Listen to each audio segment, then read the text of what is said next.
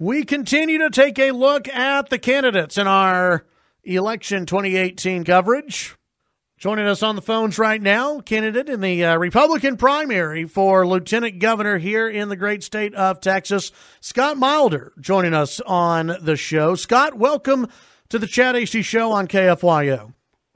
Good morning, Chad. Thank you for the invitation. Absolutely. Scott, tell folks a little bit about yourself. You're running, of course, against the incumbent, Dan Patrick. People have heard of Dan Patrick. Who is Scott Milder? All right. Well, Scott Milder is a rational Republican Texan. Grew up in the Austin area. A businessman in North Texas, and I am running on the Republican primary ballot for lieutenant governor, challenging Dan Patrick.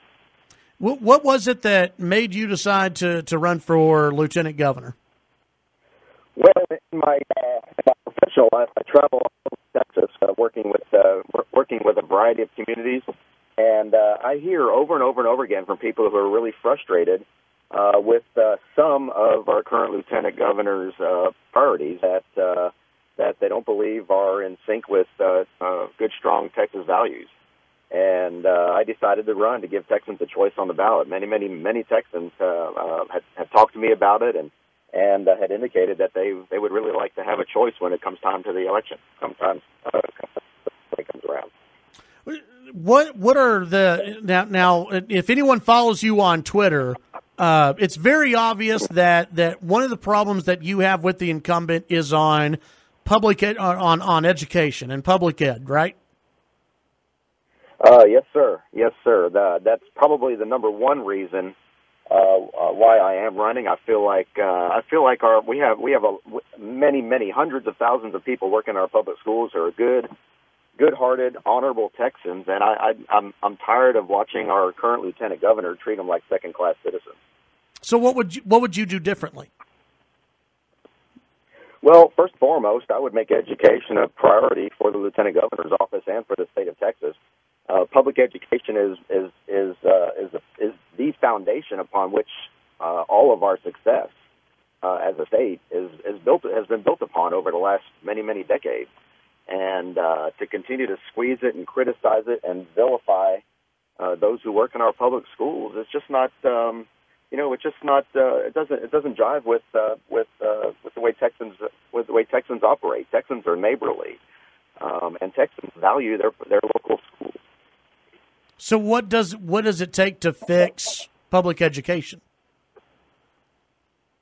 Well, a whole number of things. First, let me just say that there's a lot of things that need to be fixed, and most of it is caused by state-imposed mandates. Testing and accountability and all sorts of things that are not a result of local school leaders. So first and foremost, we got to fix the funding mechanism for our public schools. Had no new revenue in the last dozen years. I know that's a hot issue, but we've got to figure out how to fund them appropriately. That's first and foremost, and that's got to be a priority. Our state constitution demands it. So if they're not funded properly right now, is there a number? Is there a ballpark figure of how much it would cost to, in your opinion, better fund public education in Texas? No, well, I wish I had a number for it. But what I think we need to do is we need to put some people around the table, and we need first and foremost to have an appetite in the lieutenant governor's office to determine what that is, because the way the current system is set up now, it's incredibly inequitable. The students in Lubbock ISD are valued. The state values the students in Lubbock ISD at a different rate than it values the students in Friendship or Slayton. And so, first and foremost, I think every student in our Texas public schools ought to be valued the same. And so, when it comes to when it comes to getting people around the table, are you also talking about the governor? Because it seems like the governor and the lieutenant governor are pretty locked in step on this, and I've seen in previous interviews where you've said you don't have a problem with the governor; it's more the lieutenant governor. Yeah. So how do you get, because you got to get everybody on board, right? You've got to get the governor on board, the lieutenant governor, and the speaker on board. So how do you fit all those people around that table? Well, there's many of us out here who believe that if there was a change in the lieutenant governor's office, that the Senate entirely would be singing a different song. And I think our governor would come around, too. And I've always had a great deal of respect for Greg Abbott, our governor. And just here in 2017, his party seemed to go the way of Dan Patrick.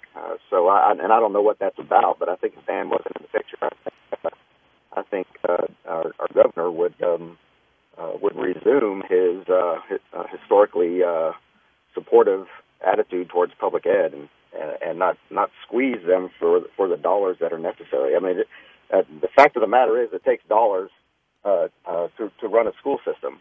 Right. And the state needs to honor its commitment, its constitutional obligation to fund public ed. The trend is it's a downward trend of funding. They're down to about in the next year they're down to 38% of the public school budget, whereas it was in the depending on the numbers you're looking at, in the 60+% range 30 years ago. And so it's just been a consistent downward trend in state support for public education. We're visiting with Scott Milder, Republican candidate for lieutenant governor. Scott, there was an interview that you did a couple of months ago, and it was with Evan Smith of the Texas Tribune. And y'all talked about education funding. You also talked about infrastructure funding, and there were things that you wanted to fund more.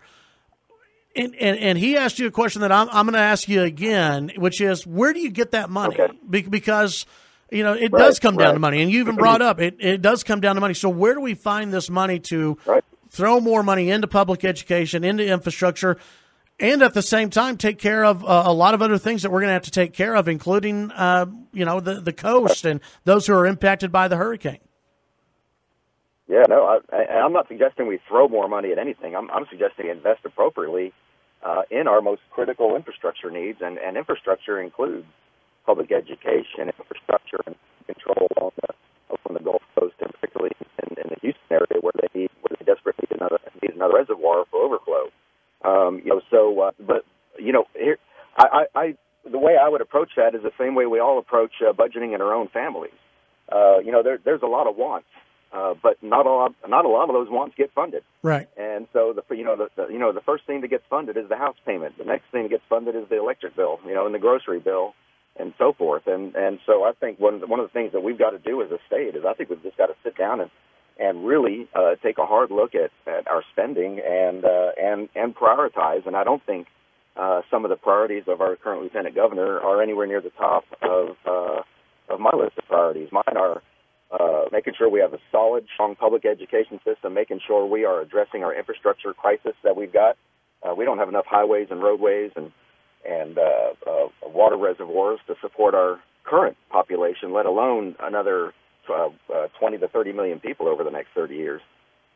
So we've got to address those first and foremost, and then at the same time we've got to address this property tax crisis, and the property tax crisis is largely a making of Dan Patrick himself and his the way he's approaching trying to address property taxes. He's actually the way he approaches funding for public ed, he's actually causing much of the property tax problem. Let me ask you about property taxes. As you know, the governor proposed a 2.5%. Some call it a cap. Some call it, the trigger for an election. A 2.5%, for property taxes. 2.5% cap on that. What are your thoughts on it? Last year I think the legislature had a debate anywhere from 4 to 8% as far as the cap goes. Where would you come down on a cap? Well, I wouldn't come down on a cap at all. I think a cap is far. I think it's years away from conservative principles. A cap is telling local government, we can't trust you to manage your own communities. You're not smart enough to make decisions on your own about the ebb and flow of your tax rate and tax revenue on your own. And I just think that's wrong. I mean, one of the foundational principles of the Republican Party and the conservative movement is the concept of local control. And I believe strongly in preserving that and limiting government and limiting the state's intrusion into local decisions. And you know what? Our local are elected by local community voters, and if they're not doing something, if they're doing something our local voters don't like, then local voters have the option to come out. That's one of the things out our local community. Scott, your phone's breaking up a little bit, so we'll do one more question, and hopefully we can get it in there, and hopefully we can get you back on the show and get you on a landline in the future. And I know you're traveling around Houston right now. I want to ask you about because you know on the property tax cap. I want to ask you about a bill that was passed in the last legislative session, and that was and it was sponsored by Senator Charles Perry. Here from Lubbock, and that was the Sanctuary Cities bill. What were your thoughts on that piece of legislation? And if elected lieutenant governor, is there anything that you would do to change that piece of legislation? Well, first of all, I would be willing to work towards common ground to find a solution to get something done, because I am against sanctuary cities, but I also respect our law enforcement community and our local police leadership community. The police chiefs came out against the bill the way it was written, not because they're in favor of sanctuary cities, but because they don't want to turn their offices into immigration enforcement through the line item of that bill that was a show me your papers document. And so I think it's important that we to the boots on the ground. The people across Texas that we trust with our public safety to help us make the best decisions in Texas for Texas. So would you try, if you were elected, would you try to get rid of the current law and replace it with something else, or would you say, you know what, it's a done deal, and let's move forward. Let's concentrate on other issues like, as you brought up earlier, education. Right. Exactly. I'd get in there first and foremost, prioritize and then allocate time and resources appropriately to those highest priorities.